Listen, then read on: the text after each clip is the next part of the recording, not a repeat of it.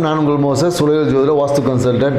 என் உயிரான ஈசனை முன்னிறுத்தி அவனாரால் அவன்தால் வழங்கி மீன ராசிக்கு இந்த ஜூலை மாதம் எப்படி இருக்க போகுது, இதை தான் நம்ம பார்க்க வரோம்.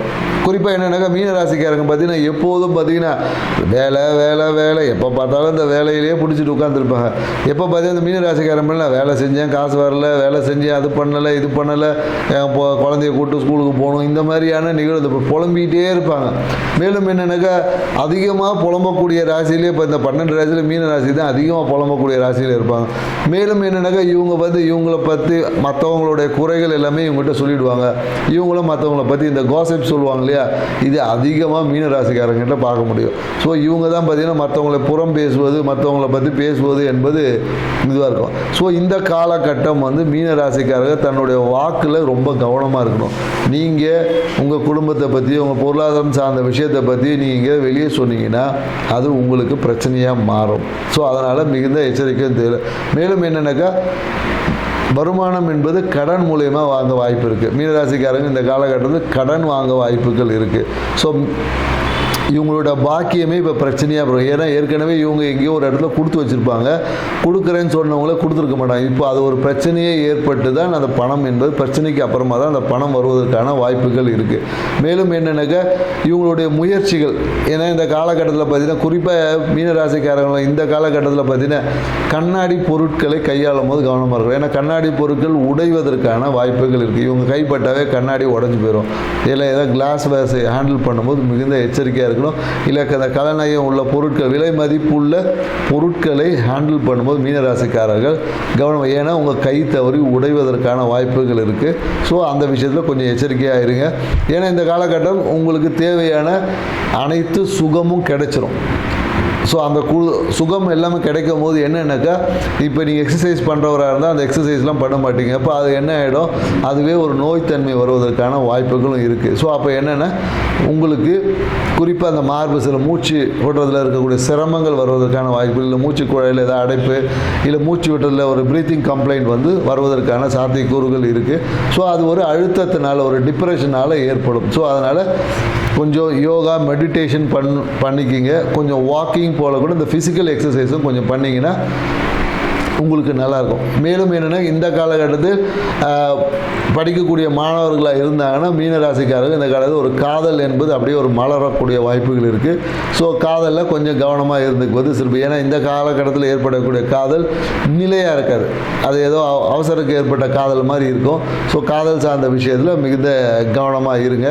ஸோ வாய்ப்பு கிடைக்கும் போது நீங்கள் என்ன பண்ணணும், விநாயகர் கோயிலுக்கு விநாயகர் வழிபாடு நீங்கள் செய்வது உங்களுக்கு ஏற்புடையதாக இருக்கும். ஏன்னா எப்போதும் நீங்கள் விநாயகர், ஏன்னா ஆன்மீகம் மீனராசிக்காரங்க ஆன்மீகம் என்பது எப்படின்னா ரொம்ப ஆழமான ஆன்மீகமாக இருக்கும். ஸோ அந்த ஆழமான ஆன்மீகத்தில் விநாயகர் வழிபாடு செய்வதன் மூலயமாக இந்த மாதத்தில் இனி வரக்கூடிய ஏன்னா ராகு கேது பகவான் உங்களுக்கு 6ல் இருக்கார். ஸோ 6ல் இருக்கும் போது என்ன பண்ணுவாருன்னா இந்த வயிறு சார்ந்த விஷயத்தில் ஒரு இறுக்கம் அதெல்லாம் ஏற்படும். அதனால் நீங்கள் என்ன பண்ணணும், விநாயகர் வழிபாடு செய்து அருகம்புல் ஜூஸை குடிச்சிட்டு வாங்க. கூட ஒரு 3 பெப்பரையும் கூட சேர்த்துக்க. 3 மிளகு, பெப்பர்னால் என்னென்னா மிளகு 3, அருகம்புல் கூட ஒரு பெப்பர் 3 போட்டு ஒரு ஜூஸ் மாதிரியே இல்லை சூப் மாதிரியே வச்சு குடிச்சிட்டு வந்தீங்கன்னா உங்களுடைய ஜீரணத்தன்மையை சரி பண்ணுங்க. ஏன்னா இந்த காலகட்டத்தில் நீங்கள் சாப்பிட்ற சாப்பாடு டேஸ்ட்டாக இருக்கும், ஆனால் உங்களுக்கு அது ஜீரணம் பண்ண முடியாமல் இருக்கும்.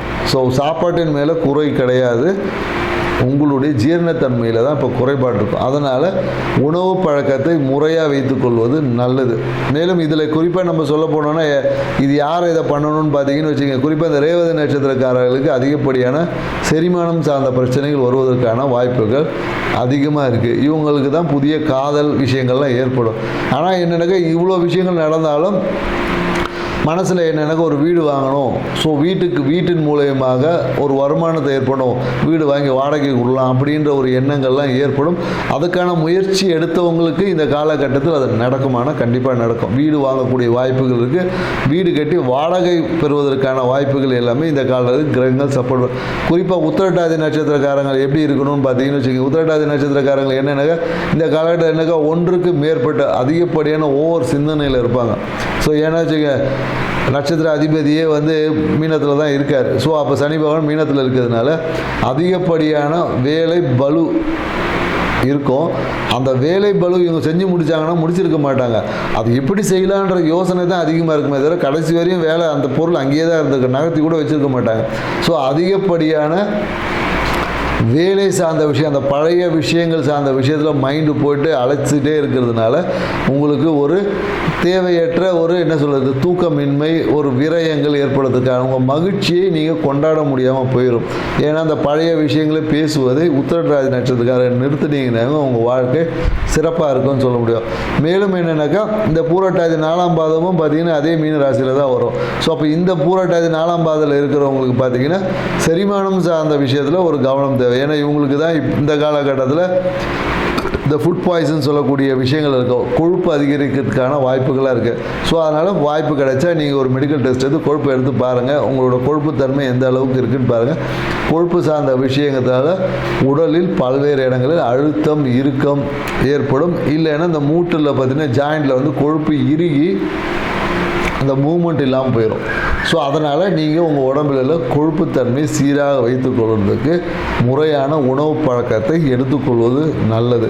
குறிப்பாக என்னென்னாக்கா மீனராசிக்காரங்க எப்போதும் இந்த ஆறி போன உணவு தான் சாப்பிடுவாங்க. அப்படிலாம் சாப்பிடாதீங்க. கொஞ்சம் உணவே சூடாக இருக்கும் போது சாப்பிட பழகுங்க. இதுவே உங்கள் வியாதியை சரி பண்ணும்.